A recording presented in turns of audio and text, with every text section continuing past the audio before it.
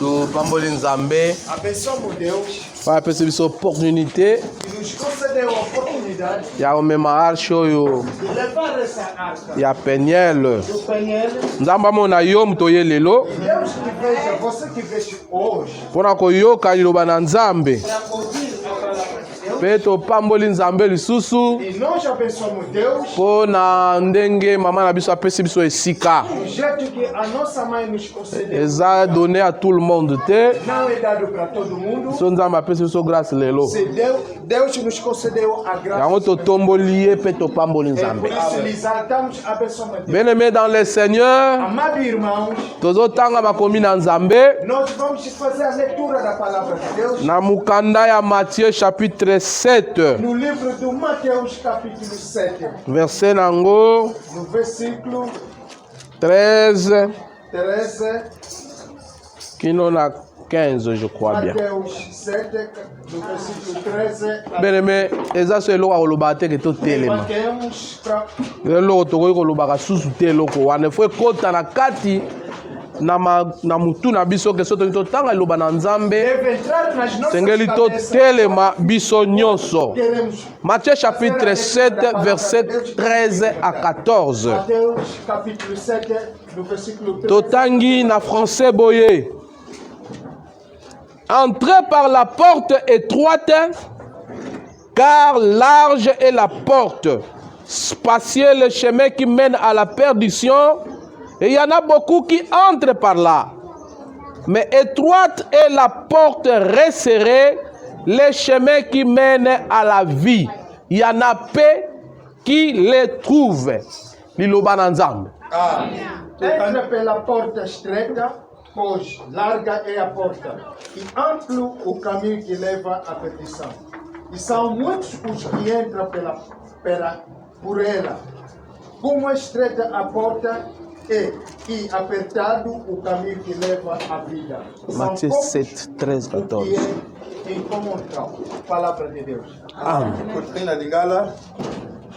Bokota na porte ya muketi pamba te porte ya kokotela na mboka ya batu bakufa libela ezali monene penzela oyo ememaka batu kuna ezali pasi te yango wana batu mingi balandaka yango kasi porte ya kokotela na mboka ya batu bazali na bomoi ezali muke penzela oyo ememaka batu kuna ezali kaka yango wana batu mingi balandaka yango te. Loba na Nzambe. Amen. Totangi lisusu Genèse chapitre 6 verset 13 à 20. Genèse capítulo 6 no versículo 13 até 20. Totangi na français. Alors Dieu dit à Noé, la fin de toute chair est arrêtée devant moi. Car ils ont rempli la terre de violence, voici je vais les détruire avec la terre. Fais-toi une arche de bois, de gopher, tu disposeras cette arche en cellules, et tu l'enduiras de poids en dedans et en dehors. Voici comment tu le feras. L'arche aura 300 coudées de longueur, 50 coudées de largeur et 30 coudées de hauteur. Tu feras à l'arche une fenêtre que tu réduiras à une coudée en haut. Tu établiras une porte sur le côté de l'arche et tu construiras un étage inférieur, un deuxième et un troisième. Et moi, je vais faire venir les déluges d'eau sur la terre pour détruire toute chair ayant souffle de vie sous le ciel. Tout ce qui est sur la terre périra, mais j'établirai mon alliance avec toi. Tu entreras dans l'arche, toi et tes fils, ta femme et les femmes de tes fils avec toi. De tout ce qui vit, de toute chair, tu feras entrer dans l'arche de chaque espèce pour les conserver en vie avec toi.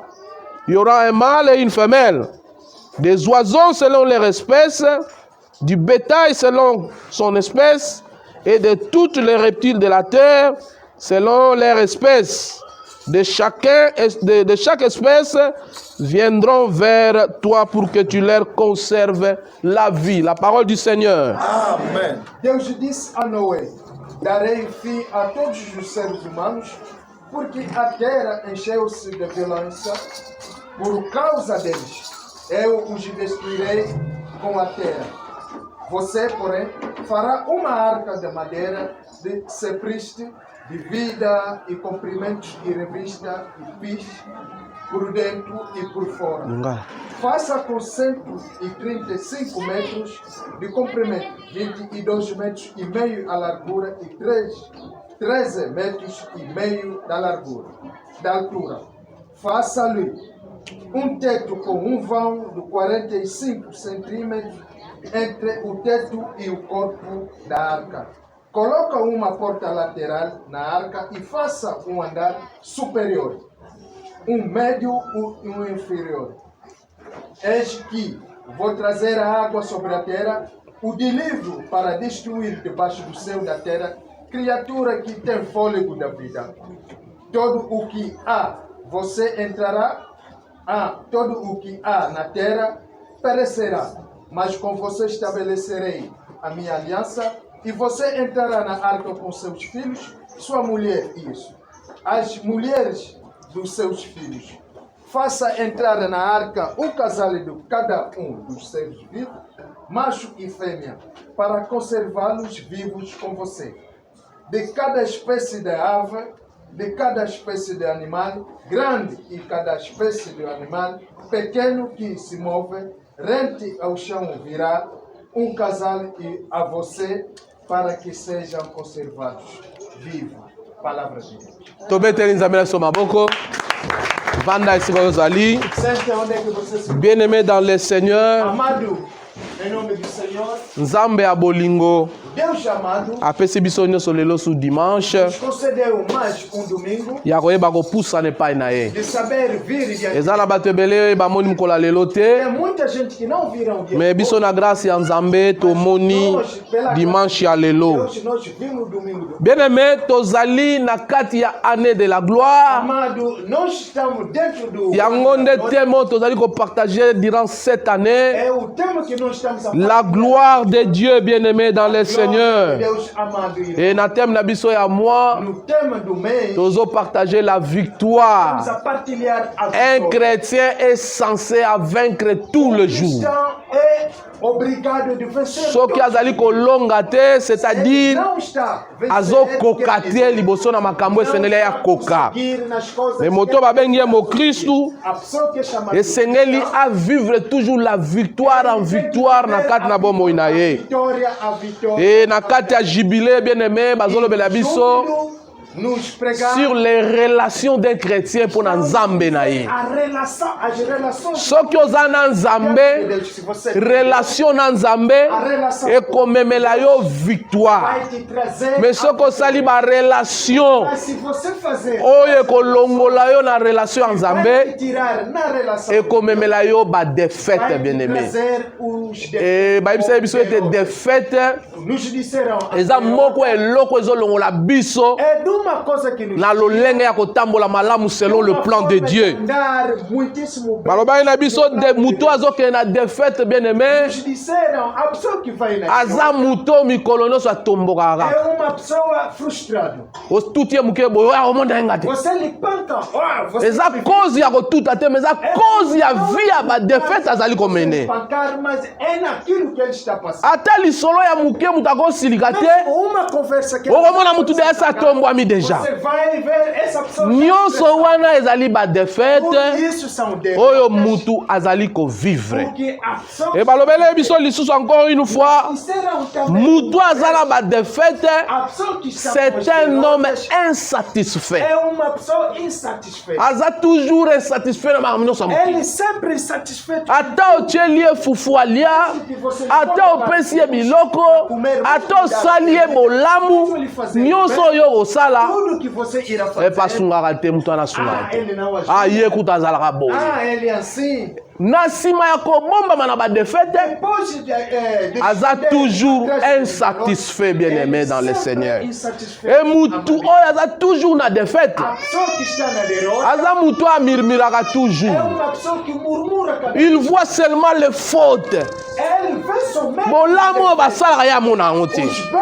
Soki ekomi na ntango ya bafaute ntango ekomi na ntango ya bafaute ye na kati ya kesi na ye ya kobomba biloko abomba plus bafaute ke malamu parce que aza na kati ya défaite. Mais balobaki na biso na mukanda na pisome bato mibale bazalaki na mutu azobanga nzambe na mutu azobomba maloba na nzambe mutu wana azali kotambola de gloire en gloire parce que azali na symbole ya nzambe parce que aza na eloko ya nzambe kati na ye avandaka auprès de méchanter. Objectif ya mutu wana ezaka koméditer la parole de Dieu nini na kosala po ete nasepelisa nzambe azoluka nini na kosala wana ntango David amoni bolamu abandi oyebisa profete abi na posa natongela nzambe ndako parce que mutu oyo ataleli nzambe muto oyo apusani epai na Nzambe. Lelo tokoyeko lelo mususu bien-aimé. Lelo te sous-thème na biso ezali sur le chemin de la vie éternelle. Sur les chemins de la vie éternelle. Non, sur le chemin. Bien-aimé dans le Seigneur, ceux qui ont tali na kat na Bible, ezaka na eloko moko, mutu sa bunga Nzambe. Et Nzambe aluki a récupérer ce qu'on mutu. Atindi Yesu comme sauveur na tena mukilo. Le chemin, bien-aimé, ezali important oyeba. Nazolobela banzela te. Mais nazolobela nzela. Mutuna avant tant Nzambe akeli ye. Ba yebisa biso na montagne. Balobi ezalaki na moment ya kopona te ya kosala choix te. Azalaka na posa ta mona basi mibale po ya pona mwasi moko Eve. Ne bandeli ezalaki ndengu wana te. Mais tant mutu asali relation na ekelamu oyo ye moko apesaki kombo nde sikoyo mutu akomi kopona. Alors Nzambe pas une décision abi bon yo ndo sali yango yo nde sikoyo okobanda kopona yango komona na kati na Biblia.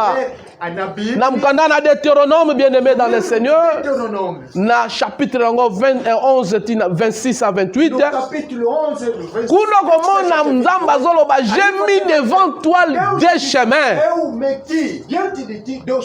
Alors j'ai mis devant toi les chemins de la bénédiction et de la malédiction. Parce que avant ils allaient ndengwana te. Siko il faut pona yo moko. Parce que olozalaka na relation na ngai. Olotikalaka na ngai. Yo lobi ete oponi relation mususu.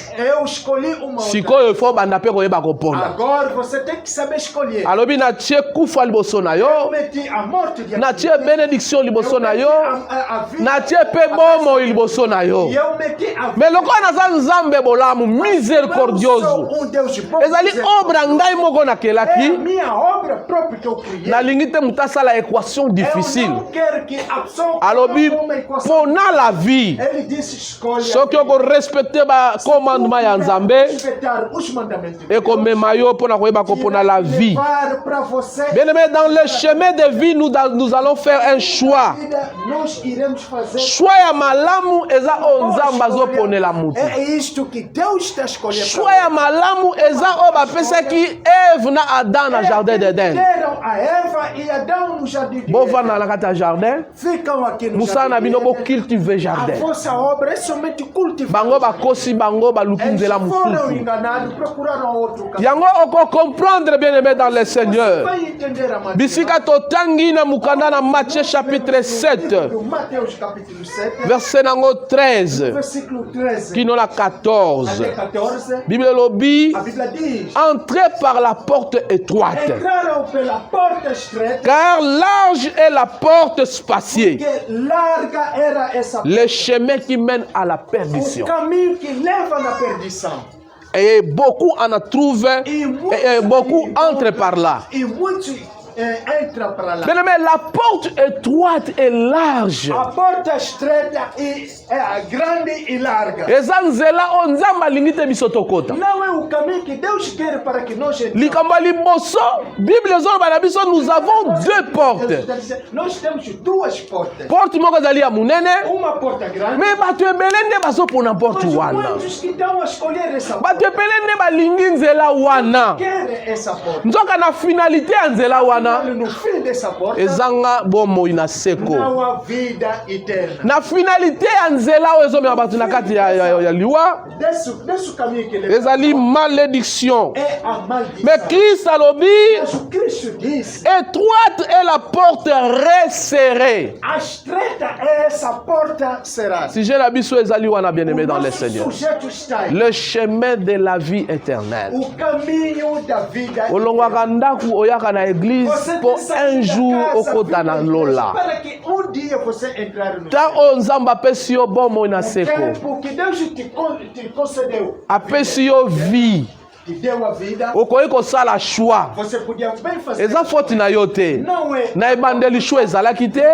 Mais maintenant il faut faire le choix. Agora você tem Choix ya malamu eza opo na porte étroite. você escolher uma Porte étroite oyo ezali tellement resserré. é muito perto. Ngai na comparaka porte étroite oyo na bato oyo bawela bis na kisasa. Eu entendo essa porta estreita para essas pessoas que lutam para entrar no autocarro. Omoni na Kinshasa Estás a ver em a Kinshasa? partir ya A 6h45 partir de 6 horas e 45 kino 9h até 9 horas, pozwa bis para você conseguir o autocarro é difícil. eza na baline oyo soki na ntango biso tobanda kokola wana bafula ezalaki Fazíamos a il faut fila. kota nde na fenêtre Você tem que entrar pozwa bis kolongwa mbinza okende ti pongabi pegar o il autocarro faut do mata na Brisa, fenêtre bien aimé você tem que subir. soki entrar oza makasi akokota na porte Se você tem soit bayibi yo eloko na ou poche vão te roubar algo, otiki eloko na nzela. você vai deixar La porte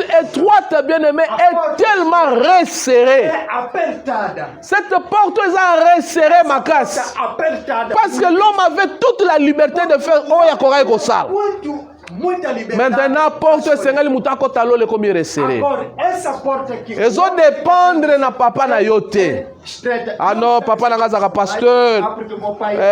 Biso to kota parce que toza ba bote o papa kol na kana nzela na nzambe te. Nós somos a família que crescemos com Deus. Ils ont dépendre na yo sikoyo. Osala choix ya malamu. Você fazer uma boa escolha. Koloba ete naza devant des choix. Eu estou. Il faut na porte. Duas escolhas. Eza porte ya ndaku to yo okota. Não é a porta da casa. Mais ezali porte oyo ezali mutu. É uma porta que. Porte oyo babengi Yesu Masiya. Uma porta que é chamada Jesus. Aza resserré pourquoi? Elle est apertada porque. Yaza porte étroite ya porte large te. Não é grande. Oyo amemaka biloko nyonso. Que leva todas as coisas. Langwa na yo. Você pode. Sala na yo kindumba. Você pode. Yiba na yo. Você pode roubar. Tikala na yo ndoki. Sala oyo kosala. Olobi ete nakokende parce que porte eza munene. Eu irei. Te bien aimé. kuna na porte étroite Aí na porta. eza esika oyo soki okomi contrôle ezali Aí onde quando você chegar. eza esika oyo basali yango na banorme ya lola Foi criado com as normas. eza na badirective ye moko nzambe asali Somente Deus mpo kota esengeli okomprendre likambo moko uma coisa. yango na Jean chapitre 10 verset João 7 à 9 bien aimé Jésus a apprendre biso la porte étroite. Está nos ensinar a porta estreita. Yango alobi boye na kati na mukando oyo. En vérité, je vous le dis. Je suis la porte des brebis. Alléluia. Yesu ndalobi. La porte étroite eza ngai. Sou eu. Porte ya ba brebis. A porta das ovelhas. Porte oyo Yesu alingi ke yokota. Essa porta que Jesus alobi ya solo nga nazali porte. Eu sou a porta. Oyo akoti kati na ngai. Entrar dentro do mim. Akokota pe akobima. Vai entrar e sairá. Bene me soko okoti na ndako nganga. Se você entrar em casa do Kimba. Yo okoti omoni obimi motikali. Você entrar, você viu que você saiu. Soki okoti. Se você entrar. Mbala mosusu bakotia gilete. Talvez vão te. Mbala mosusu bakopesa singa. Talvez fio que. Yo ozwi okokaki kozwa. Você vai receber o que você. Me obimi omitiki na kati. Eza mpe moko ya baporte oyo bato bakotaka. Mpo na koluka mobali eza moko mpe ya baporte oyo bato bakotaka. Mpo na koluka mbongo eza mpe moko ya bato bakotaka na porte wana. Me lero bakotaka na porte wana bakotaka na facilité. Me babimaka na facilité te bien aimé. Soko okoti na porte wana zala na chance ya kokutana na mosali na nzambe ya solo mpo baresgatari yo esika yo okotaki mpo bima me Kristo azoloba ndenge wana te. Kristo abi ngai nazali porte oyo akokota kati na porte na ngai akokota facilement akobima mpe facilement bien aimé.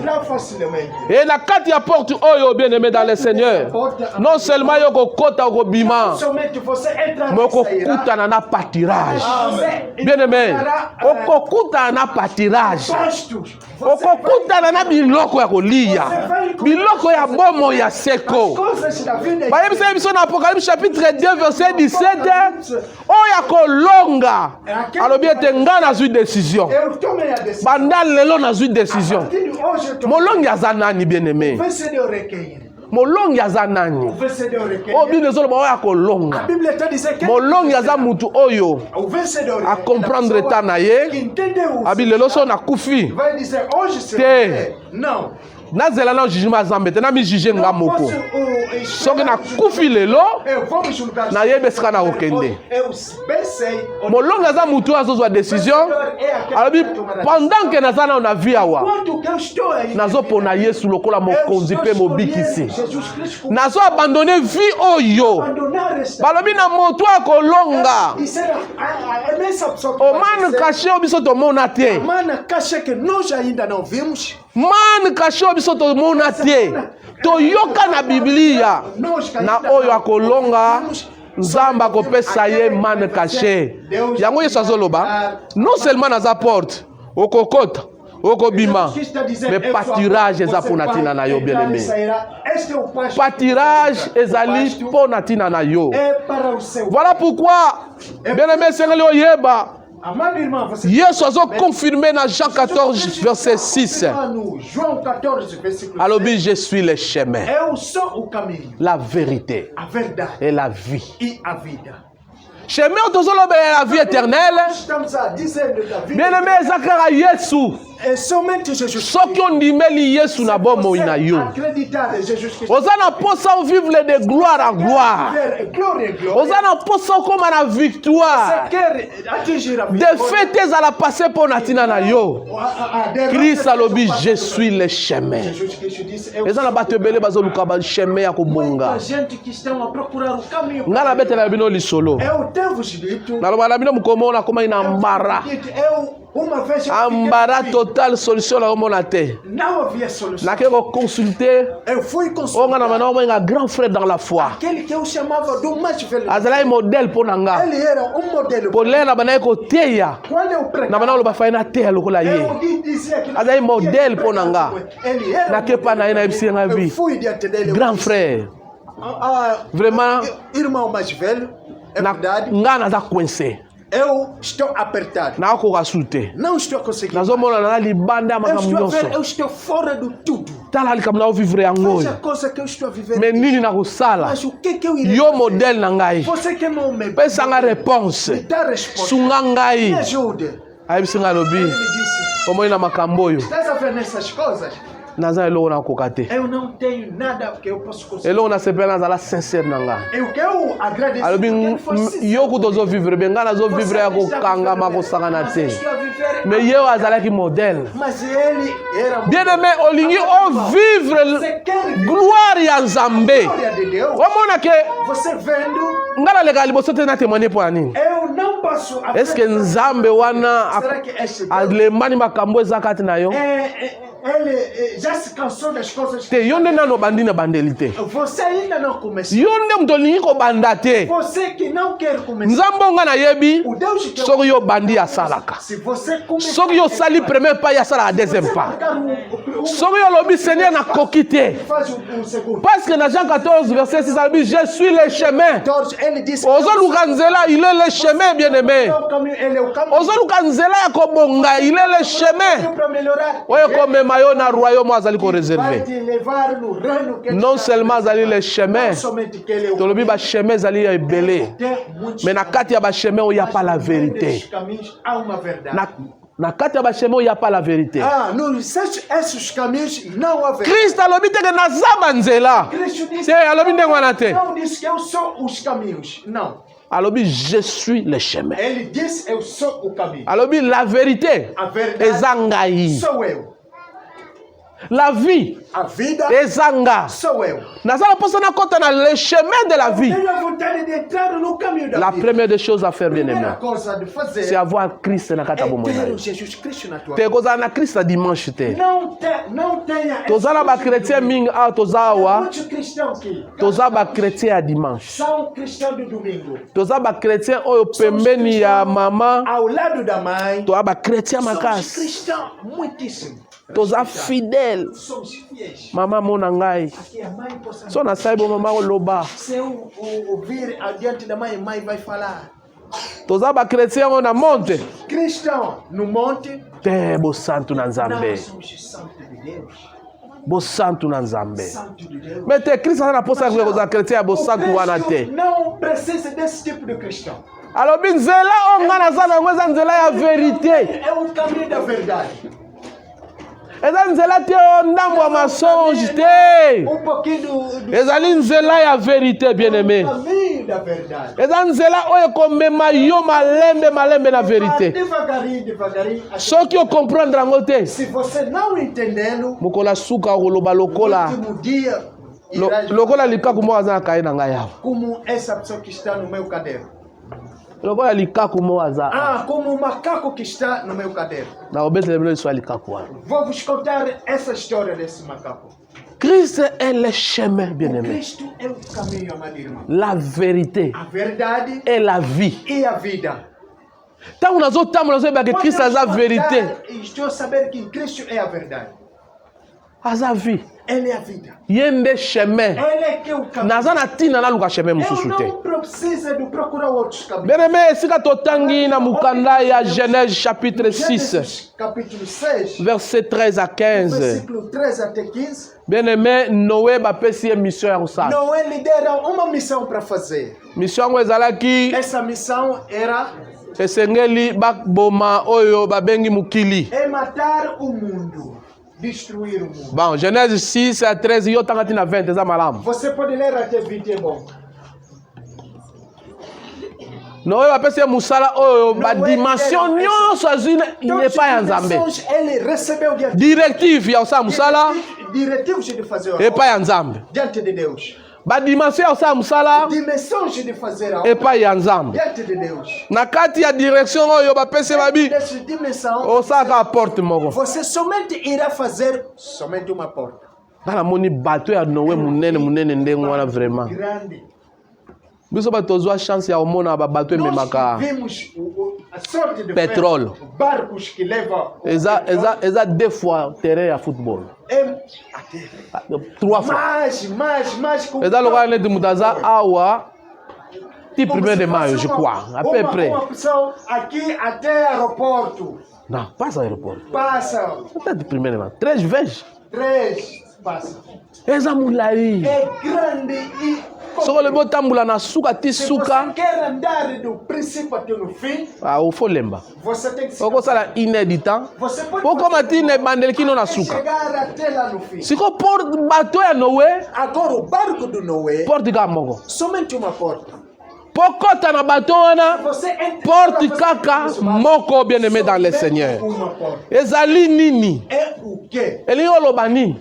O que que aquilo Jean diz? 14 alobi yango João 14 disse isso. je suis le chemin. Eu sou o caminho. po kota na pa Noé Você entrar no barco, ngai naza le chemin eu sou o caminho. parce que mutu moko ta kokende pa ya tata Ninguém irá bien aimé sans passer par Jésus sem passar pelo Jesus. oyo alingi akota na kati na royaume de Dieu. Quer entrar no reino do céu, lere wana yesu nano babeti lisolo na ye te. aí o Jesus Cristo não tinha como. et la porte que Noé oyo bazopesa ye référence porta que não estava ali. mpona koidentifie ka Kriste É somente mpona olakisaka ke eza na passage mosusu te yo koki koleka bien aimé dans le você Seigneur. pode passar, amado irmão. otenga na koleka pa ya Eu kimbangu vou passar kimbangu lokola ngai aza mutu mwindu como ele é uma pessoa.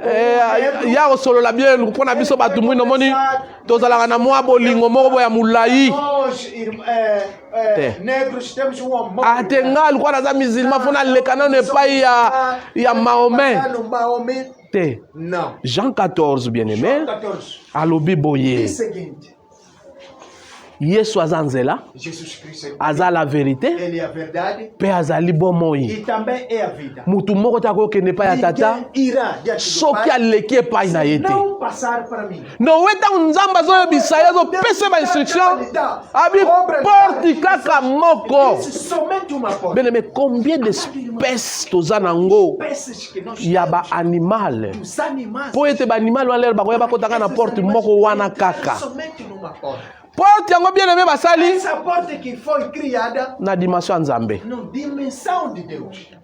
Mais yambo yokota na porte. Antes de você entrar, Okoma pena na porte. para você chegar na Il faut passer par les passerelles. você tem que passar Bato bamata na babarku. nas pessoas que subiram nos barcos. Batiaka mwa pont moko wana po leka. Uma ponte que Nsima nango okoti na kati ya depois passerelle. você vai entrar. Christ a dit je suis le chemin. O Cristo diz, Donc avant comme na porte, antes de você bien aimé, il faut accéder toujours par Christ. você tem que passar para Cristo. Et passerelle wana basala mpeka na ba norme nzamba apesi. Foi criado somente nas dimensões que Deus. Bien aimé dans le Seigneur. Amado irmão, Moko eloko sengeli to uma comprendre. das coisas que nós devemos. Noé asilisi masuwa nyonso. Noé acabou todo o barco. Mais eza te Noé mutu akobeta sifflet. Mas não é o Noé que vai. Eza Noé te mutu akobenga banyama. Não é o Noé que Ah bon, nga nasilisi sikoyo bino boya kokota. Eu acabei Te. de vocês para entrarem. Eza na nyama moko ayaki avant. Há animal que veio cedo. Kombo ne cheval. É o cavalo. Cheval boyebi cheval ndenge azala. Vocês conhecem o cavalo. Cheval soko otali ye aza na nzoto makasi. Se olhar, ele tem um corpo forte. Aza oyo aza na bamiskle. Ele tem músculo. Lolendo ya cheval eza na mokila na ye. O músculo do cavalo é na sua queda.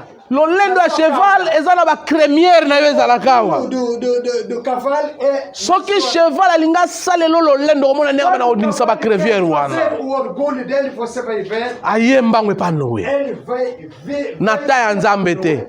Lero wana Nzambe na alobi teke bo Noe. Nazotindilo ba. O Deus não. Cheval alobi boye. Para Noé. Noe nayoki sango. O cavalo disse. Delige koya. O delírio virá. Yango na yava. É por isso que eu venci. Ne wana bi te. Noé disse não. Eza boye te bien aimé. Não é assim. Eza ndengo te sengeli toya. Não é desse jeito. Nzambe alobaki eza na ta na ye. Deus tinha dito.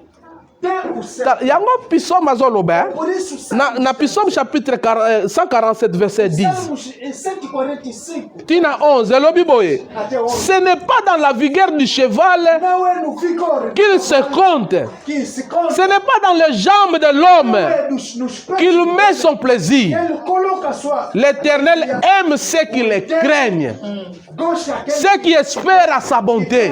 aquele que espera. Bien aimé, koya avant na nzela na Nzambe. Vinde cedo. No... Te Nzambe akonta yango te. Não, não é contado. Te. Não. Eza na makolo ya mutu te. Não é nos pés da pessoa. Eza na courage ya cheval te ke esengeli bakonte na ye. O cavalo que tem que contar. Te bien aimé. Não. Mais eza na bato baopesa nde mitema. Mas naquela. Cheval aye mpo na vitesse na ye. O cavalo vem. Cheval aye mpo azalaka courage. Porque ele é corajoso. Ye soko baza na course oyo balobi Quando as pessoas babeti na sifflet te ye azalaka près déjà kende déjà. ainda não pintaram, ele já está pronto. Ta yango bible ezoloba esengeli bazwa cheval batya ye morse na munoko. Tinha que colocar o. On m'a fait morse em português aqui. Bah, nazwi yo lelo. Bible lobi batya ye morse na munoko. A Bíblia diz que tem que lhe colocar uma proteção da boca. Po bagere ye. Para lhe gerir bem. Parce que azanga patience. Porque ele não tem paciência. Bato mosusu baya na ligue awe. Tem pessoas que. Tellement yoka sango makasi ya ligue. Kuna soko komi. Tala soko babengi yo liboso. Soko balobi.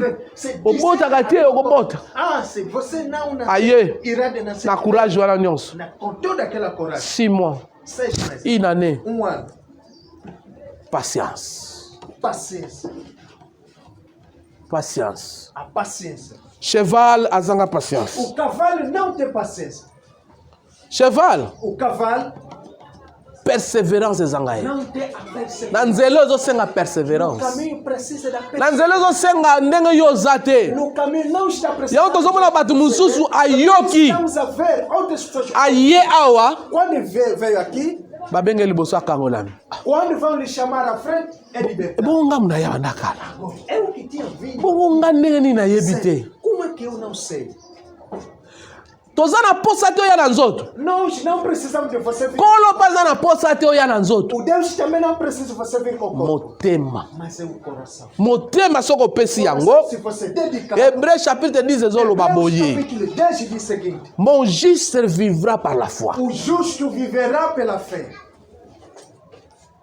Só que eu compreendre te, Se você não entender, on va vivre par la foi te. você não irá viver. Ils ont continué, mais s'il se retire, Mas se você se mon âme ne... Non. Si il se retire, se ele se retirar, mon âme ne prendra point plaisir en lui. não terá prazer com ele. Yo mtoye, Você que veio. naza posa na bika, Eu quero ser nazo koka libertado. te, Não estou a libala ezo conseguir. simba te, Casamento não nazo está koka ta sala te. conseguir fazer. La persévérance. Perseverança. Yo ndeka mtoko changer makambo. Somente tu que pode mudar as Il y coisas. a le part de l'homme Tem uma parte do homem, et part pe ya Nzambe. é uma parte de Deus. Kolinga te Nzambe asalelo part na yo. Porque Deus faça a tua Yo part na yo mema mutema bien aimé.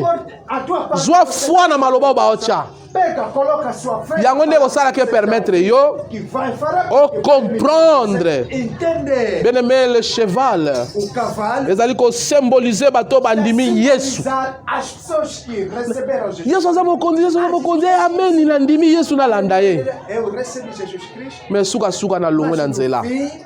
Vai se findar no caminho. Bazoya na ba condition. Estão a vir. Nga pona ndima fona na mona nana. Antes de eu acreditar em ti. Le cheval signifie bato bazalo kwa batoma. Significa aquelas Bomoni mokonzi nga fona mona ye nanu. Nazwa mabongo na ngana tiana Eu badusu. tenho que colocar o meu dedo Bato wana nde baza ba cheval bien aimé. aquelas pessoas que são Bayo balingi nanu aqueles que aye na nzela na Nzambe vai vir no caminho de Deus. amona nanu. Tem que ver o primeiro. Apesa na ba condition na ye. Dar o primeiro condição. Tanga azopesa ba condition. Estar Nga pona mona bo Nzambe asala nga na bosi bangana osala boye. tem que fazer primeiro isso e depois Wana eza condition bien aimé ozopesa Nzambe. condições que você está a dar a Deus. Bato baza ba cheval Essas pessoas que são bayaka nanu na temps de diété. Bango bayaka avant. primeiro com o tempo de Deus eles têm vindo cedo. Et total, deuxième animal, Vamos ver o segundo animal o babengi girafe. que é chamado do girafa. Toyebi malamu girafe ndenga Nós zali. também conhecemos a Aza girafa. nyama É mulai. um animal muito comprido. Kingo diferent na bakingo nyonso. O pescoço é diferente de todos os animais. Girafe epona ye Girafa, tango ayoki siko ngonga ya Nzambe. quando ele ouviu o tempo de Deus, Nzambe nde mutapesi ngonga. o Deus que deu o tempo, Girafe ye wana ye. o girafa veio, Abandi koya. começou a vir. Atali na musika. Ele olhou do longe, Lolenga ya porte bapesaki Noé. a forma da porta que deram. E osimba te pona ye. Não é. Abeleli Noé alobi Ele Noé. gritou, não é, não é. Porte eza mukuse pona A ngai. porta é muito pequena para mim. Eza dommage opensaki te ke biso ba girafe tozali. Você não pensou para nós, girafas, que somos altas. Eza comment Noé yo ti ba biso ba nyama ba yo pensa te ke ba girafe Você baza. não é, te disseram que Osali porte ya mesure ya mukuse. Você fez a porta baixa. Noé alobi na ye oui na yebi. Noé disse sim, eu bem sei. Eza Nzambe nde apesaki mesure. É Deus que deu essa dimensão. Noé bisa ezala Noé calme. disse, tenha calma. Na koexplike pourquoi porte Eu eza vou te mukuse. explicar por que a porta Mpona nini porte mo mukuse? a porta está baixa. Noé ameme ye na Hébreux chapitre 3 verset O 8. Noé, ele levou no Hebreus 13, Alobi no versículo 13 8. 13:8. Noé ayebisi omoni porte Então oyo. ele disse, estás a ver essa porta? Eza lelo ezaka ndenge moko. Hoje, Lobi eozalaka ndenge moko. Libela na libela eozalaka ndenge moko. Donc yo ti ozoya boye porte oyo baochange yango te. está vendo assim, essa porta. Parce que Hébreu alobi Porque Hebreus diz, il est le même hier, aujourd'hui et éternellement. Yo nde siko fozwa kingo na yo loko eza mulai pegar o teu pescoço, kiti sango na niveau ya motema. você tem que vai abaixar no nível do coração. Noé abakisili ye na Jean chapitre 10 verset 9. Noé mostrou no capítulo Alobi na ye 10, omoni porte oyo ele disse, estás a ver Christ essa alobi je suis la porte. Si quelqu'un entre par moi, il sera sauvé. Il entrera et il sortira. Il trouvera des pâturages. Girafe azoyoka Noé. Abakisi lié na Psaume bien aimé. Alors bien na Psaume chapitre 24 verset 27. 24 27. Et lobby porte élevez vos letons. Élevez-vous porte éternelle. Que le roi de gloire fasse son entrée. Ça dit porte au nez aux olobelanga wana. Et aussi maté parce que porte est inchangeable. Koya epai na Yesu te na lolenge na yo. Na bizaleli ya yo. Olingi ba adapter porte par rapport à bizaleli na yo. Te na ye pa Yesu me. Ko finga na otika te na meka ko adapter ko finga na ngai. Na ye pa Yesu kindumba na otika te me na adapter kindumba na nga. Noé c'est impossible. Porto basala ngona ba mesure na ba norme internationale te. Mais na ba norme ya lola. Parce que tous les normes européennes, tous les normes américaines, tous les normes asiatiques, il y a 43 sapatos, il y a français, différents 3. Différents na chinois et différents na européens, américains. 43 américains, on a la moulaï. Mais porte aux zambas au sala, elles ont dépendre de la norme wanate. Girafe azo yokaye. Abakisi Luc chapitre 16 verset 15. Alors bimoni porto. Soko koti yango ememi na Jérusalem. Jérusalem oyo yoka na sangote. Mais Jérusalem oyo kokita likolo. Oyo koya pona batu oyo bakondima Yesu Masiya. Yango Yesu azo yebisa bango alobi. Vous cherchez à paraître juste devant les gens. Mais Dieu connaît le cœur. Car ce qui s'élève parmi les hommes est une abomination devant Dieu. Girafe yoki bate oyo alobi nandimi nazwa kingo na ngai ya mulayi oyo nakitisa na niveau ya motema parce que so nakitisa na niveau ya motema na ngai te balobi nzambe biso tomonaka oyo etutaka na misu na bato me nzambe amonaka mitema ya bato botikolala eloge ozolala. Voilà pourquoi Luc chapitre 16 verset 51 et le Bible est 52. Il a déployé la force de son bras. Il a dispersé ceux qui avaient dans le cœur les pensées orgueilleuses. Il a renversé les puissances de la terre. Et il a élevé les humbles. Bien aimé. Girafe tango yoki. Aluyoki Noé alobite nandimi nakitisi mutema na ngai nakota na gunza kaka mutu po nakota et girafe akotaki nakati na arka ya Nzambe et nyama mususu ayaki nyama oyo babengi éléphant lera zoya deja mabele zoningana mabele kudu azoya na mwasi na ye no watala bo éléphant alobi nini éléphant bi oh Noé c'est vrai que ça lui porte za muke mais on pensait que te repasserait lo sali você não pensou que esse caminho que você fez na ponga na zakanango c'est obukana vai quebrar. Nana koti kutu na porte tembe koleka kaka na nzelo yo sai pona koma kuna. No way vraiment yo. No way você. C'est impossible. Comment penser que pona pouvoir na ngai te? Como que você não pensa no meu pé? No way ebisiye. Oko iko leka. Você pode passar. Parce que pour basala on a ba construction ya norme ya lola. Eza na pouvoir moko te ko buka yango. Esengeli oleka.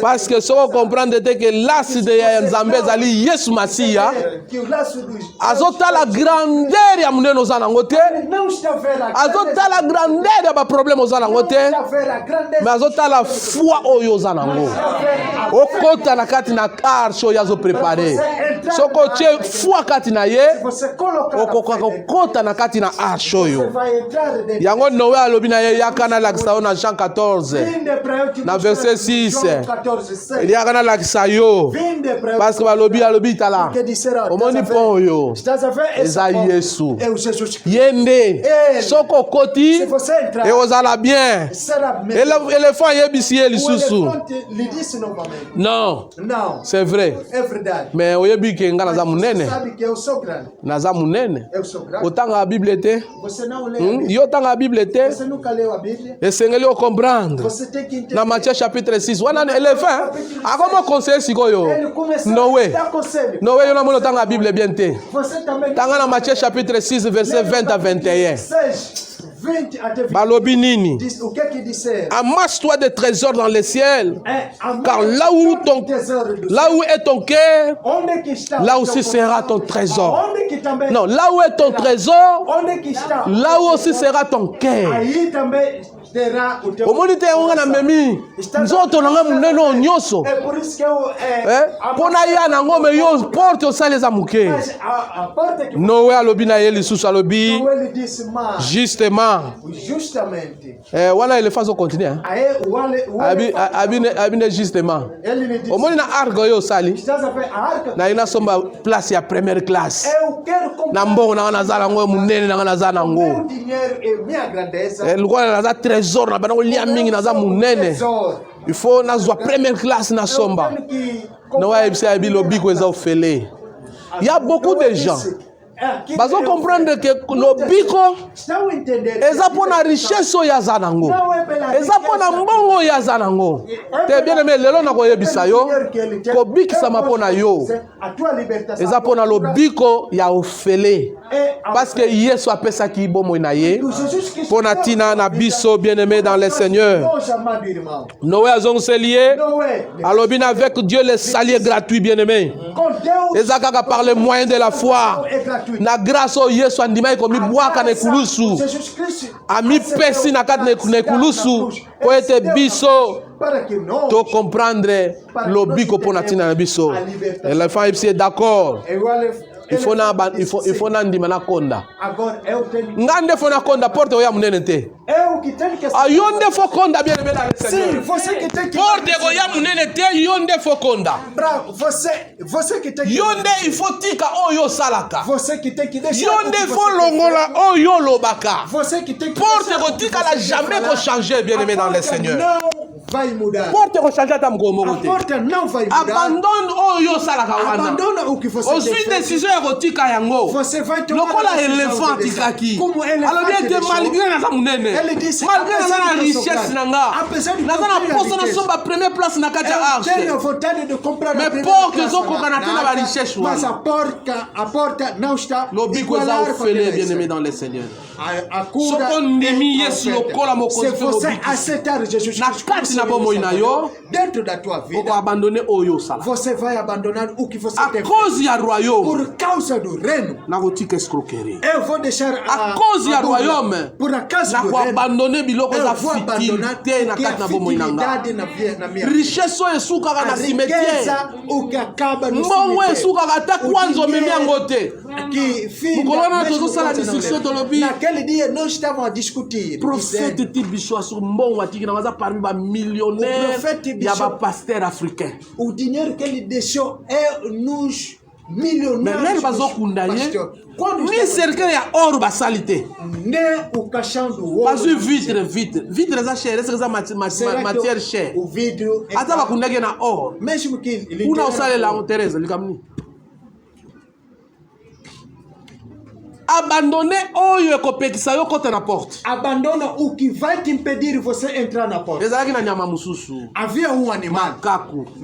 Makaku aye. Makaku veio. Na tangu nanu. No tempo. Noé nzamba pesi batu baya. Quando o Deus Makaku atuni Noé. Macaco perguntou Noé. Noé, est-ce que ça vrai pena nzamba? É verdade Ya que bi Deus wi nzamba ba vai mukili amu ni bana muso bazoya. Não estás a ver Ya que lobi os outros nazana não nu estão- jeune. Eu sou ainda Bana jovem. za jeune geno. Eu sou um Na jovem. pumbwaka nzete na nzete. Eu pulo. Na simbi singao na tiki na zuzu singao na tiki na zuzu singao na tiki. Vou segurar aqui, vou deixar.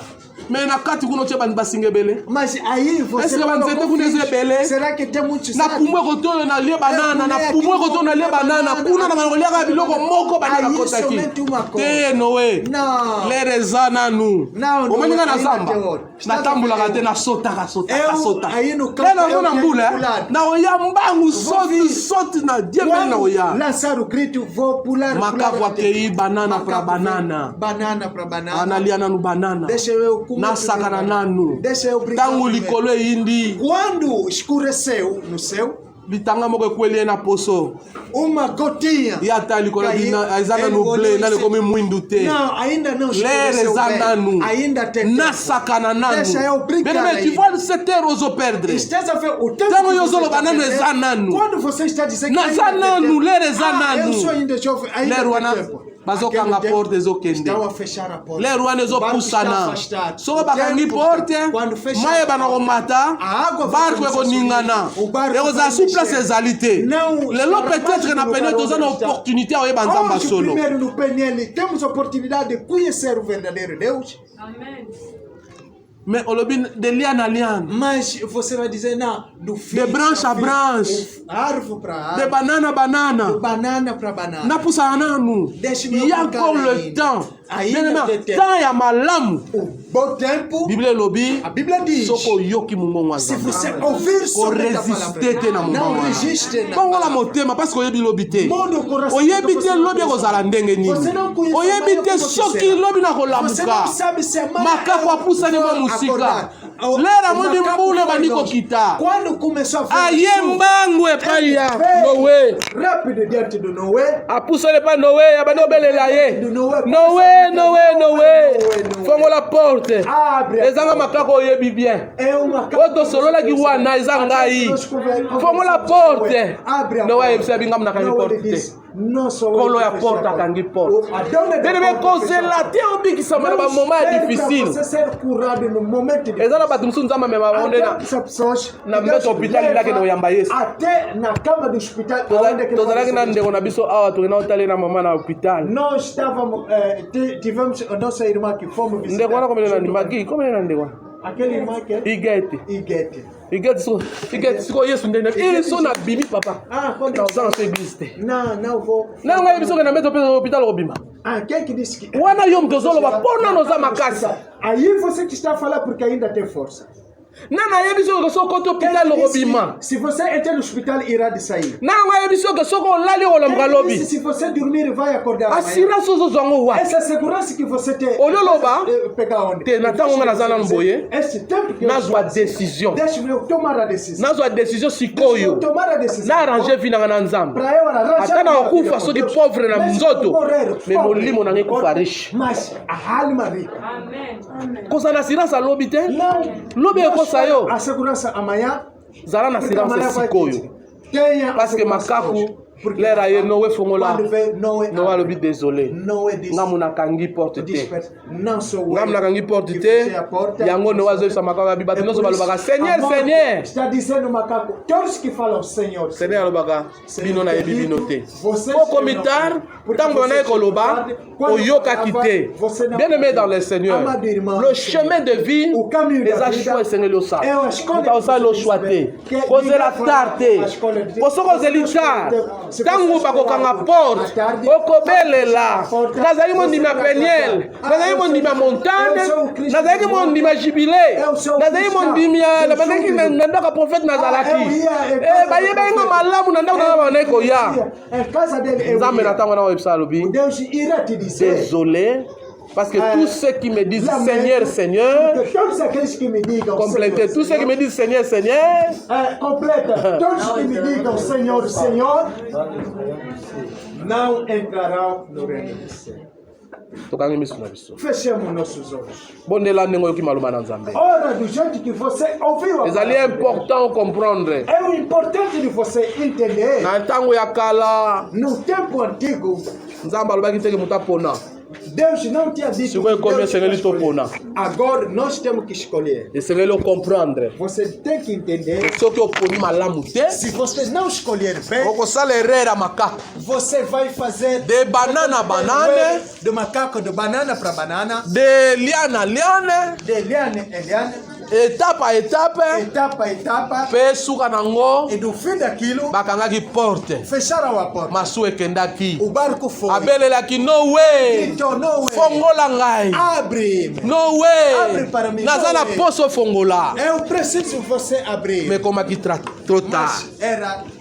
Nzamba alobi baono so balobaka. Deus disse todos aqueles que Seigneur, falam, Seigneur. Senhor, Bakota kana bokonzi na ngai te. não entra no meu Ezande céu. bao basala ka volonté São na aqueles ngai. que façam minha Bawana vontade. nde São aqueles bakota kana lola. que entram no céu.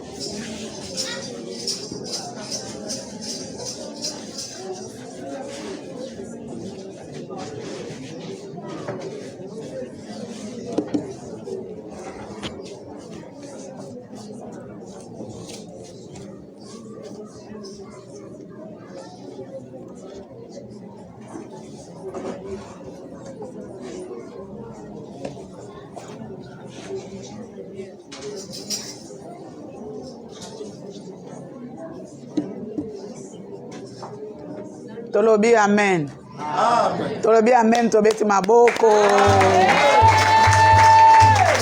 Ok, Nzambe apambola biso. Deus abençoe. Batei biso. Nos pregaram. Na liga toreliaka mateia. E na liga nós ligamos as pregações. Grand thème na biso ya ane la gloire de Dieu, attachement na makolo na ye, maintenance ya faveur. E mantém o favor. Soki o maintenir yango nde vie na yo ozala victorieuse. Você mantém Ozala molongi molongi vitorioso, molongi. vitorioso. Yo oloba tete ngai nde libaku mwasi. Você não pode dizer que Ah, ba collègue te. Colega. Satan babamba ye awa. Satanás foi precipitado cá. Soki babamba ye awa. Se ele foi precipitado, Soki ozolonga te, se não estás a vencer, vie na yo ezali ya défaite. quer dizer a sua vida Obambanaka kaka. sempre cai. Olongaka kaka Você te. não vence. Nde batei sur le chemin de la vie Eu éternelle. estou pegando sobre o caminho da vida eterna. Chemin ezali parcours. O caminho é um percurso. C'est le parcours suivi par une personne dans un but donné. É um Eza parcours. que o homem está seguindo É que no objetivo. nzela oyo ozolanda Esse wana caminho que você está a seguir, ya kofinga wana eza yango de te. ofender não é. Mpona nini ozolanda nzela wana ya kofinga? Por que você está a seguir aquele caminho do Mpo balapa ngai para ele se arrepender? eza mpe nzela. Também o caminho. Mutu na mutu aza na nzela ayebi bit aza na objectif. Cada tem o seu caminho com o seu objetivo. Mpona nini ozokende boye Por que mpo nini ozosala boye eza chemin É um caminho. me oyo batei Mas o que pregar, bachemin wana nyonso aqueles todos caminhos ememaka na vie éternelle te. não leva na vida eterna. Eza na chemin ememaka na vie éternelle Tem um caminho que leva à vida eterna. oyo balobi na Jean E que 14:6. falando no João 14:6, Je suis le chemin, eu la sou o vérité et la caminho, a vie. verdade e a vida. Ngai nde Eu. bobele ye nde É somente ele. soki oyambi ye Se tu lhe receber nde parcours na yo ya vie e o teu percurso da vida, wana olobi ebongi aí você vai dizer que já. mpo nzela nyonso te Mas nem qualquer na caminho. moto oyo osala fraude Com alguém que vai fazer fraude, akolonga vai vencer. akolonga Vai vencer. basi oyo babotaka te As mulheres que não nascem, na tante kuna na tante eu kuna tentei ali, eza chemin também um caminho. mpo ozwa mwana Para tu conceber. ese omema na vie éternelle ovivre ka culpabilité soki omoni mwana soki batali ye mwana oyo akokani na Se baninga você te vê o filho, osutuki eza ye bakokani omoni te zolo ya tata na ye omoni te matoi osutukaka kaka você sempre assusta. eza parcours É um percurso. soki ozosala makambo oyo moto akoki kosala Se te você está a praticar coisa que o homem não vi na yo pode, ekozala kaka kosutuka a kosutuka tua vida sempre vai ser assustada. parcours ya vie éternelle O percurso da vida eterna, na prophétie na profecia, chemin o caminho ya vie da éternelle vida eterna égale condition. é igual condição. Condition. Condição. Na pluriel, na S. É plural com S. Na língua victoire. Eu quero a vitória. Isso depende da Vai condição. depender com as condições. Só que tem o sala na yo. Se não vai Só que tem o kende na yo. Se não vai andar, vai caminhar. Mais de fait, pona ni kasinga ina sambela kakanga ina sala ko nyonso bazoloba. Faz tudo. Mais de fait inde partage na nga. Sempre derrota, Então sumi tuna yeza bongo. Às vezes as perguntas. Batina na sala boy mena Me zolonga te. mandaram fazer isso, mas não estou a conseguir. Nga ina lo sambo na tika kate mena zolonga É te. oração, não deve. Balobi mas condition. É condição. Vie éternelle. A vida eterna. Ebandi na sena moi. Começou cá na terra. Okuta ngo likolo te. Não vais encontrar lá no céu. Vie éternelle. Chemin na yango. A vida eterna, o seu caminho, Ezobanda awa na se. está começando cá na terra. Car Dieu a tant aimé le monde. Quando Deus Jean ama 3,16. Il a donné son Fils unique E deu o seu filho afin que quiconque croit en lui quem que crê nele ne périsse point, para não perecer, mais qu'il ait la vie mas que éternelle. haja vida eterna. Ela que vocês é louco balançar na Que cena diz a moi. coisa que lançaram aqui na terra, Ou ezali chemin que é o caminho e a vie da éternelle. vida eterna. Po yende ayebi. Porque ele é que sabe. Pona Josué 3, Josué 3 bayebisaki biso. nos falaram Balobi nzela oyo boyebi yango nanu que te. esse caminho você não Botikala jamais koleka. nunca Na yo passaram. Josué oyebi yango te. Pode ser Josué, você não Soki conhece. bokomi pene ya mai, Se você chegar na beira bocampe de 3 jours. você vão ter que Bongo na três pesa dias. orientation. E vou dar orientação. Ndenge nini okotraverse Jourdain Como é sans que vão atravessar sans barque. Jordão sem barco? Ndenge nini okotraverse yango Como é que vai sans atravessar pirogue. sem coisa? Wana bazokende na kana. Estava indo em caminho de Mais chemin bayebi yango mas te. o caminho não Jourdain mukolo moko te batraversa yango. Jordão não dia aquele. Mer rouge mukolo moko te batraversa Mar yango. vermelho também nunca atravessar. Il faut mutu Tem que haver alguém oyo azali chemin ye que é o moko. caminho. Ayebi ntango nasala mai oyo. Ele sabe quando eu criei. Natika espace awo lokola nzela. Espaço aqui como caminho. Il faut nzela po eyeba. Tem que ser caminho pelo Po leka sans chemin. sem o caminho. Soki ozotambola sans Se chemin, estás a andar sem o caminho. oyo babengi Yesu. C'est moi le chemin. É o caminho. C'est moi la vie Ele é que é a éternelle. vida eterna. Le chemin de la vie éternelle. O caminho da vida Je suis eterna. le chemin, je suis la vie. Eu sou o caminho, sou a vida. Aqui se ayebi. Quer dizer, ele Lokola ye moko aza nzela. Ele vai porque é o caminho. Nzela ekobunga ye te. O caminho ele não vai esquecer. Il y a les conditions Tem condições pour hériter la vie éternelle. para herder a vida eterna. Entre parenthèses, normes, normes. Entre aspas, são normas. Normas, avec S. Normas. Norme nini? Quais são as Po normas? yango nde ekolongisa É yo. que vai te fazer vencer. Aqui se pourquoi défaite na vie na nga? Por que a derrota sempre na tua vida? Me nazosala. Mas eu estou trabalhando. Me nabangaka nzambe. Eu sempre ando temer Deus. Me nakontribuaka. Eu ando contribuir.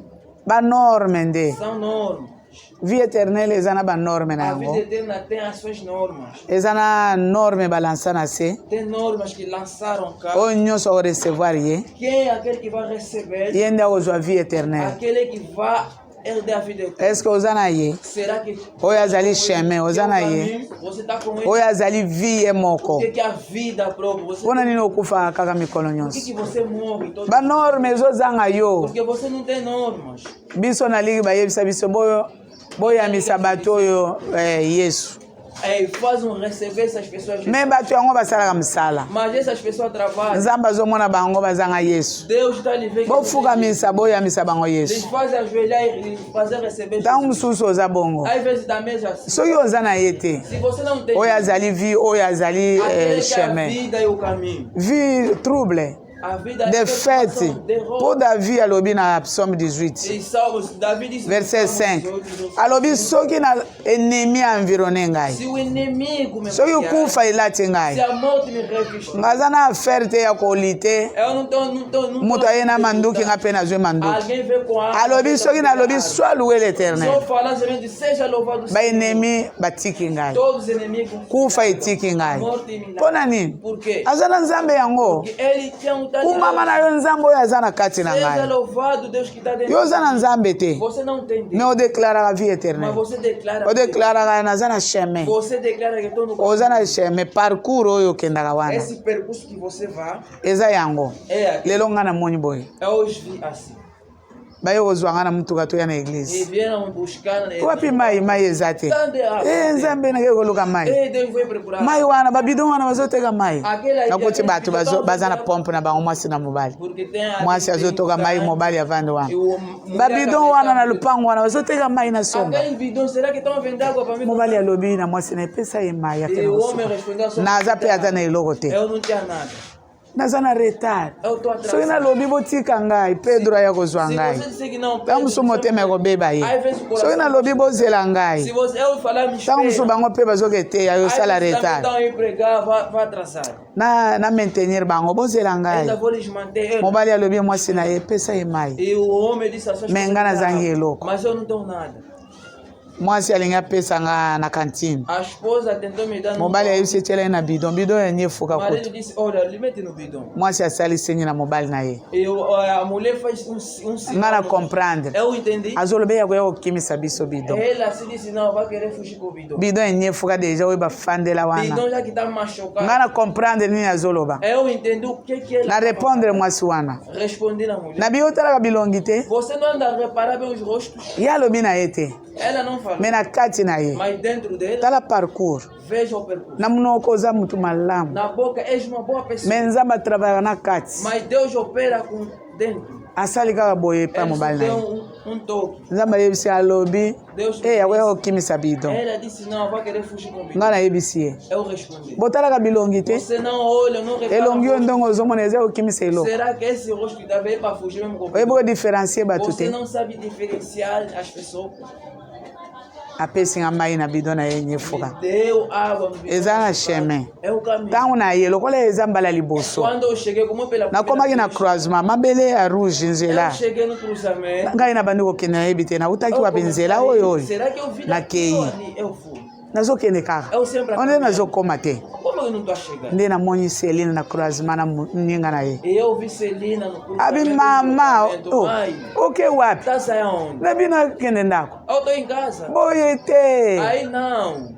akomprendre nabi oyo nakomaki na croisement Eu entendi. nzoka nalinga Cheguei no nakende cruzamento, afinal, na queria ir droite assim. nga nakende na gauche Eu queria ir na mão direita, mas Nde na zongi. Eu preciso voltar. wana bazotalisa Aí estão na mostrando. ebandeli nzela ye moko kaka No princípio, esse é um caminho. je suis le chemin Eu sou o caminho. ntango moto azosala masumu Quando alguém está bao bakendaki vendredi bayebi deja foram na sexta-feira, sabe? motei alobi deja O preletor já falou. quand est-ce que banzela ekomi mibale Quanto agora os caminhos tornou dois? ezodependre Está dependendo na banorme com as normas, na bacondition ya parcours na yo teu percurso. me na ebandeli Mas no princípio, chemin eza moko esse é um caminho. soki oponi nzela mosusu Se tu escolher outro caminho, bacroisement ekozala há entrocamento. yo koloba te ngai nayebi kosible Você não pode tolandaka makolo saber nzela nini ekendaka makolo te qual é o caminho que não pode saber. ezodependre ya moto azodirige Vai yo depender de alguém que akoyebisa motema nanga soki olobi droite droite vai dizer se o meu coração falar direita. me ngai na croisement nayebi lisusu Mas te eu no entrocamento, eu não sei. nautaki wapi Aonde que eu sei? nazokende me nakomaka te Eu estou a caminhar, mas não estou soki a moto chegar. na nzela te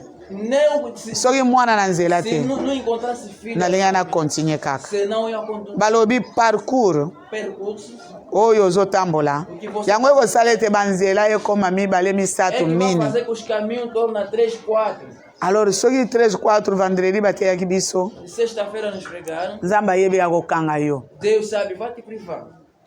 ayebi ndenge nini ya kokanga Ele yo sabe como oyo moto ozalaki na yo na loboko ya nzambe porque você estava na mão de ote Deus. detache na nzambe Você se diz que oponi nzela mosusu escolher outro caminho. ntango okoya olobi ngai nayebi kopona Quando vai ver o ser escolher, bayebisaki biso nos disseram, ete okosala impridance akokanga yo vais cometer a imprudência, vai te prender. tikaka kotefie ete ngai nakopona Deixa de se confiar. soki nzambe oyo akela yo chemin moko kaka Esse é um caminho. droit obite kino na éternité avec Dieu me ntango ozopona banzela Mas mosusu quando você está a escolher outros caminhos, likambo te ntango nazozonga na kopona nzambe mpe aza mayele vou regressar, akorekeiri yo akoyamba yo ele sabe, vai mwana estar na ngai comigo, ye meu filho voltou.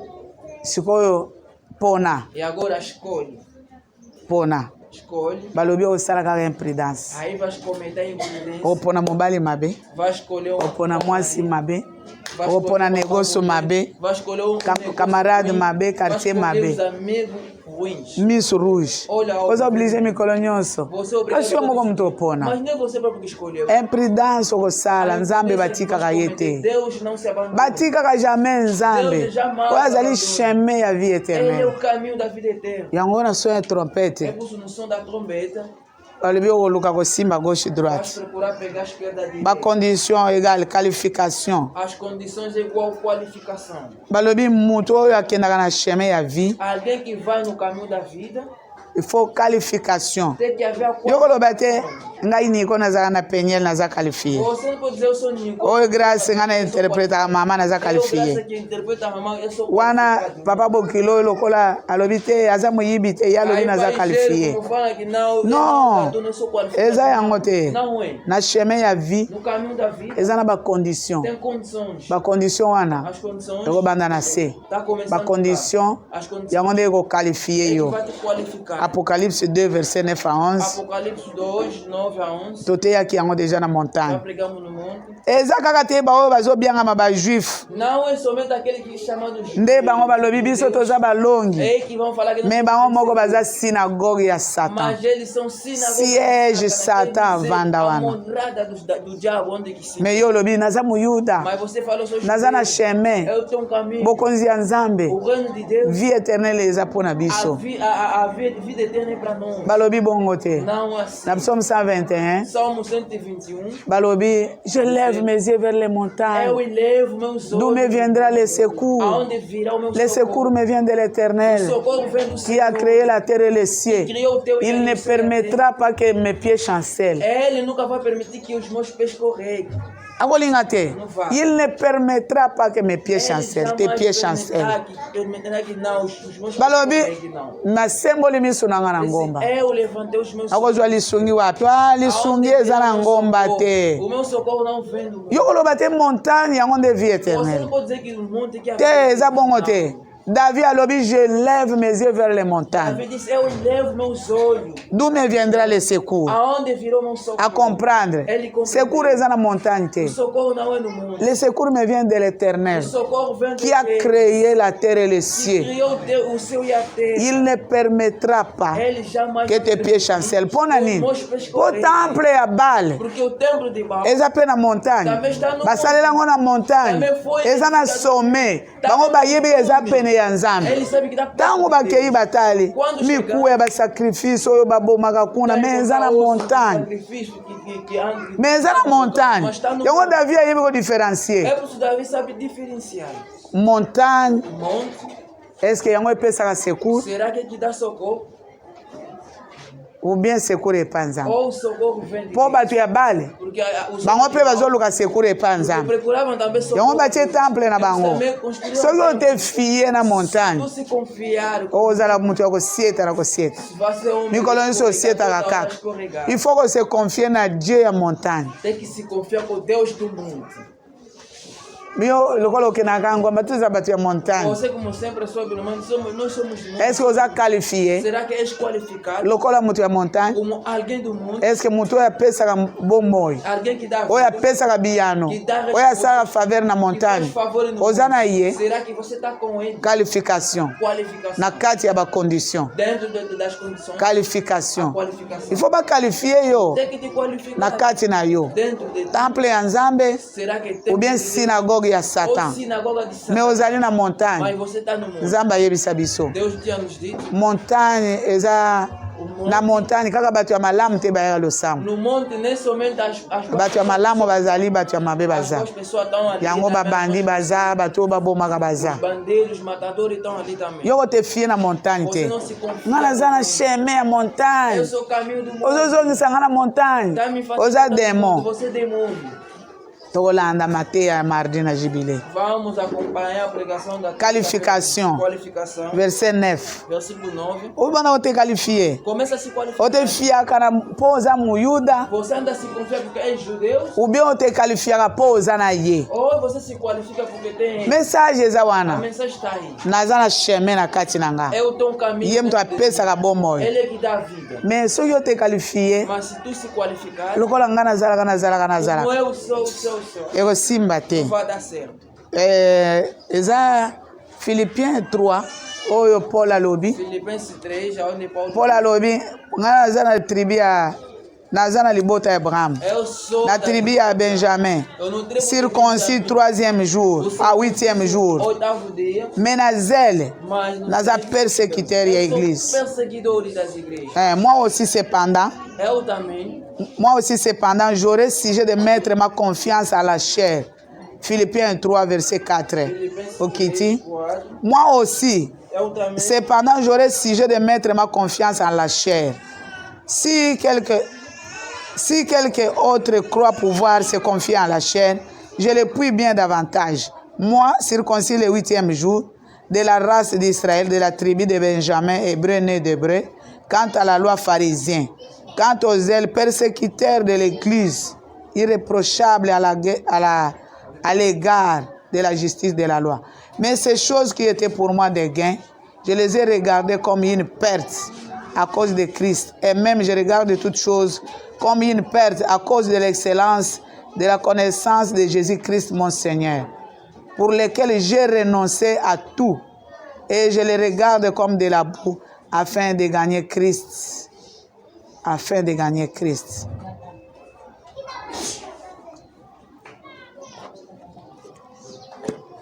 Muto azo s'identifier ya libota ya Abraham.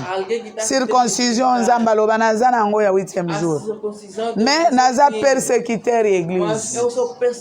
Eza qualification na yo. Yo lobete naza nzambe. Ou bien oza synagogue ya Satan. Qualification. Yango otalisi ete oza na chemin ya vie éternelle. Il faut être fidèle, verset 10. Celui qui sera fidèle jusqu'à la fin aura la couronne. Fidélité to souligné. Wana na verset 9 mutu azoko mituna. Naza juif. Oyo aza na Christ na kati po ye nde azali chemin vie éternelle, ou bien azali synagogue ya Satan, temple ya Satan, siège ya Satan. Wana mutuna. Verset 10. Oyo akozala fidèle jusqu'à la fin. Yo ozala fidèle na tongo na pokwa olongwe. Yango nde okozwa couronne. Couronne ozwi. Couronne yango nde victoire. Nakei wana nani na se na moi. Goliath bazokima ye. Yo tango ozolonga tala mutu ya Goliath. Sisera mibali bazokima ye. Ta mobali na sima. Est-ce que moni ennemi na ngate? Moni ennemi na ngate. Barak. Chef ya armée. Omoni ennemi wana mwasi azotuna. Omoni ennemi na ngai te. Omoni te mutu moko aleki awa. Ya kanala kisayo mutu ozoluka. Takokufa. Couronne eza mwasi mutu azwi. Eza te kopota mbango po ozoya. Ndenge oboyaki na yo mpona banzela na yo. Ndenge pe ozwi defete. Il faut mutu oyo azwaka victoire, azwaka gloire. Il faut azwa couronne par rapport na eloko ekembisaka ye. Il faut présenter yango. Fidélité jusqu'à la fin. Récompense couronne. Wana ezotali ete naza sur le chemin de la vie éternelle. Pour ceux qui de fête eleki, mutu akofinga nzambe akoti banzela mosusu. Verset 11, qui vaincra ne souffrira pas la seconde mort. Soki olongi kufa ya mibale. Père Abraham nazo kufa hawa. Wana liwa mibale. Omilengela. Vie éternelle. Ezala accompagné. Chemin. Soki ya solo eza chemin ya vrai ozolanda. Ezala accompagné. Tango Lazare akufi bapore ye bamemi na maboko ya Abraham. Eza chemin oyo apona tango azalaka na se na moyo. Pasi elongola ye te na bonzambe. Eza chemin apona ata pasi nzambe yoka ngai akufi baye bapore ye. Eza chemin apona yango tango azalaka na se na moyo. Mais riche ye mpe apona Ele também tem escolhido. ntango azalaki na bomoi Quando estava em vida, yo kokanisa te soki nasali mosala você não pensa que se você trabalhar, me qualification eza mosusu oza nango mas a qualificação é soki okufi boye kopesa ye bateme se tu morrer, olha, vem soki okufi se tu morrer, hommage bazopesa aí estão homenagearem. okende biso todeklare okende na epai ya nzambe Vai, nós declaramos te a Deus. nzela wana baponaka ntango moto aza na se na moi Se escolhe o amen ntango oza na pasi elongola yo te na quando bonzambe está sofrendo, não tem po que sair. kufa ya mibale ezali Porque a segunda morte malamu vie éternelle na nzambe é bom a vida eterna. mona na yo pasi Você pode mpola alobi sofrer. souffrance nini nzambe alongoli te Paulo disse qual é o guerre nini nakota nzambe alongola qual te é a guerra que eu me na nyonso yesu nzambe akota yango alongisa mas ngai em tudo Deus mpo na vie éternelle au moins porque a vida eterna. mpo soki olandi paul kuna na philippien Se você acompanhar Paulo ali no Filipenses, balobi pour parvenir si possible quer dizer pelo menos se é possível. pelo menos nanyokwama na ngai Eu posso sofrer, me nzela oyo natika mas te esse caminho eu não posso deixar. alobi bongo nzela oyo nakotika Mas te esse caminho eu não nazosouffrir na ngai estou a sofrer. balobi et d'être trouvé en lui non avec ma justice mais celle qui vient de la loi mais avec celle qui s'obtient par la foi en Christ la justice qui vient de Dieu par la foi elakisi nazondima naotika banzela nyonso afin de connaître Christ et la puissance de sa résurrection et la communion de ses souffrances et en devenant conforme nazala lokola ye à lui dans sa mort pour parvenir elakisi nazotatone natambola na ngai na matambe na ye esika yesu anyata pasi oyo ye mpe amona yango me mokolo ya suka na loboko ya papa ngai mpe nanyokoma na ngai natambolaka na matambe ya yesu mokolo mosusu Dia, na parvenir si je puis à la résurrection d'entre les morts ntango mosusu talvez, natatone kaka bongo yesu alobi nanyata yesu alobi simba awa na simbi ele pega eu seguro. mpo ntango mosusu Talvez, nakoya kosekwa às vezes vou. mpo suka na likambo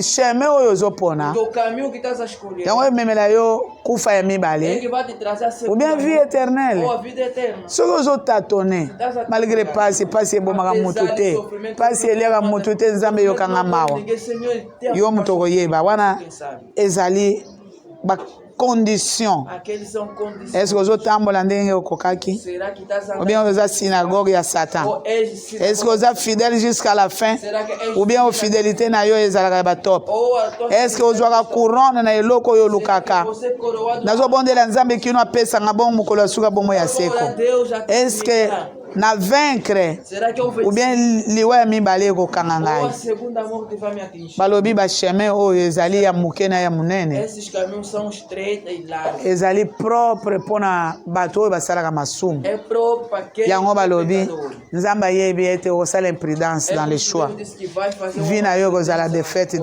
a tua vida na 1 Samuel 10 verset 7 Meu de Samuel 10:7. omoni pourkui nzambe azopesa opona aza na yo lisusu confiance te Sabe por que Deus já te dá para escolher? akokaki koyamba yo apesi yo ligne ya conduite me te Mas não. lokola oza traidor Como és traidor, eloko nini azosala yo olha a coisa que vai 1 Samuel 17 Primeiro de Samuel 10:7. sauli telema nayokisi yo liloba na nzambe Saul levanta, vou te fazer ouvir. azwi mafuta atie yo Pegou azeite ungiu. omoni Tá aí vendo? ozalaki eloko te Você não era nada. me nzambe atie yo mafuta Mas quando Deus okomi tomou moto azeite, mosusu e agora tornou mpo dirige peuple na ye israele para dirigir seu povo que é Israel. liboso ozalaki bongo te eza nzambe moto atransforme É yo Deus que te transformou. soki omona basinye oyo nyonso nalobi ya s'accomplir Se você vê todos os sinais de fais ce que tu trouveras à faire olha, faça car Dieu est avec toi porque Deus está bandeko mutu nyonso oyo aza banzela mibale todo aquele soki nzambe ayebi eze oza traidor lobi esika ozokende Se Deus sabe que akopesa yo eloko basala deja te não vão te dar algo que já é feito. akosala te Não vai. natie yo mafuta Eu vou te me eloko akosala eza ngai te Mas a coisa que vai fazer não só eske ozolanda message eki soki ayebi oza moto ya banzela Se mibale Deus sabe que és uma pessoa de Deus. akopesa yo eloko eza codifié non décodifié eza na code kwa yebisi yo kende na cheyo mafuta okomi roi mais makambo ya kosala yo moko bana koyeba ndenge nini okodirige peuple ata yo moko olobi nzambe ayoki nga mawa acenga mokonzi bakonzi nyonso omoni soki okei okodirige boy oyoki te esali différence na Salomon abandi oluka nzambe peuple grand oyo nakosala na ye nini nzambe aye peuple senga olingi nini apesi yo lokola napesi yo wana nzambe asungi yo yango bakoyelelo likambo ya monene kokata nzambe présent wana atomboli yo me yo te ayebi oza rebelle ayebi oza mutu ya deux tendances okenda ya gauche okenda ya droite fidèle na tongo infidèle na pokwa elongi akosala yo en tout cas natie yo mafuta oh amen yo koloba na po alobi nzambe aza na yo po batie yo mafuta nzambe aza na yo me eloko ya kosala ayebi so te il faut koconsultaka nzambe te mafuta oyo eza bonzambe deja elakisi ndenge oza mutu oza esprit oza na yango eza nzambe me eloko ya kosala eza nzambe te mutu akodirige yo bakopeso camarade oyo baninga nyonso bakimaka ye akokotisa na quartier oyo baninga bakotaka te po akofungolo na eloko te akofungolo na eloko te balobi eloko akosala nzambe oza na ye po mafuta olukaka po oyo ngai Samuel nazalaka nango eza mafuta yango natie yo peuple eponi yo me eloko akosala ngai Samuel nazwaka epai ya nzambe me yo eloko akosala yo moko mutu nalingi nakende na gauche kende na yo me na monoko nzambe oza na ye mutu yango azaka na nzambe bayebisaka ye eloko te yo po obeti maboko lobi naza na nzambe eo dépendre ya bachemin soki bayebi te mutu oyo aza mutu ya bade chemin ayebe na kokomplike ye na shwa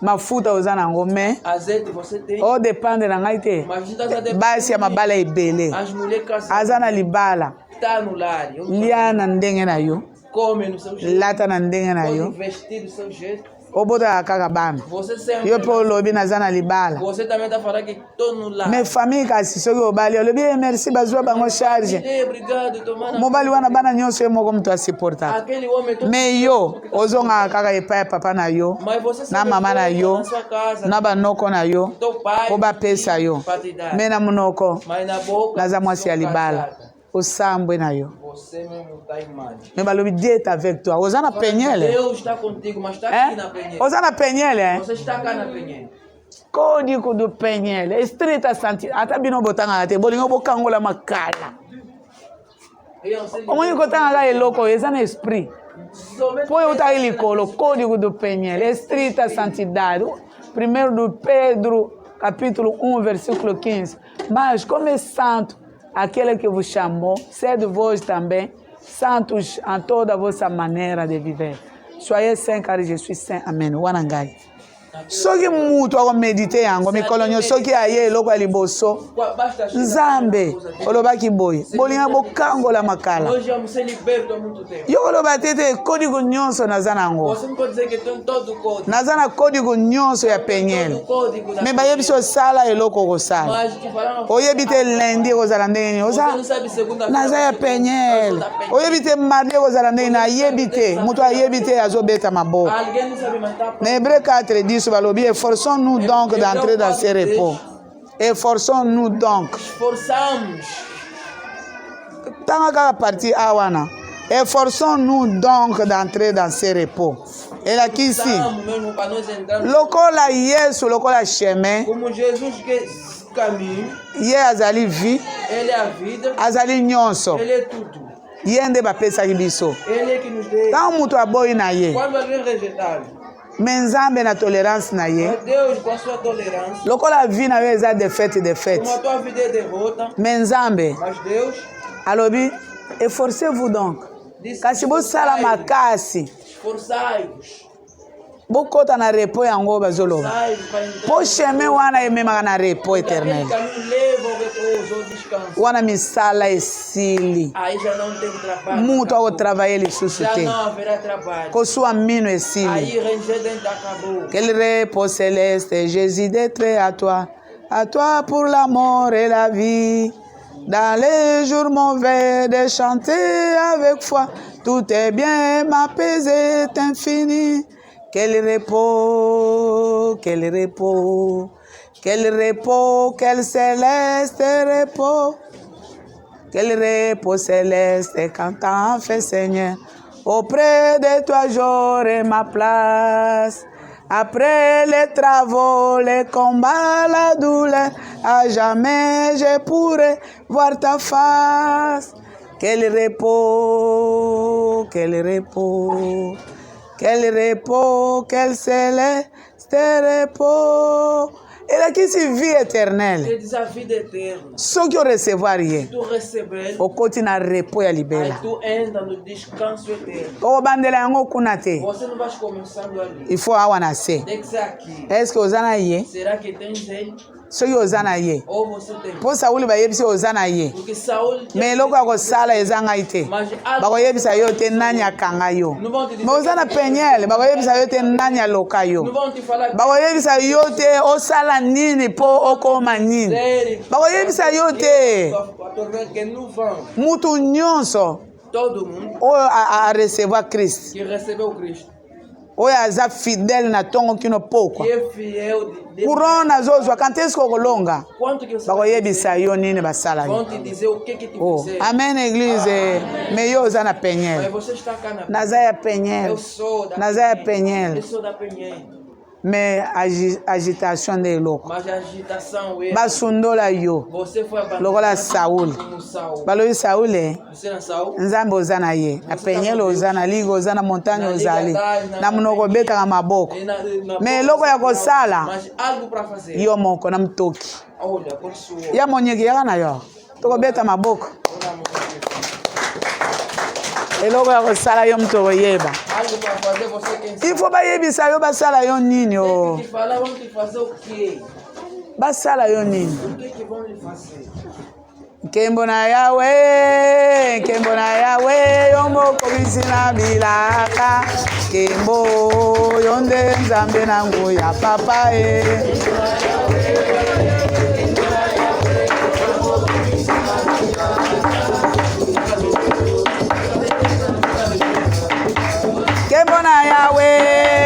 nkembo na yawe yo mokobisi na bilaka nkembo yo nde nganga na elonga papa e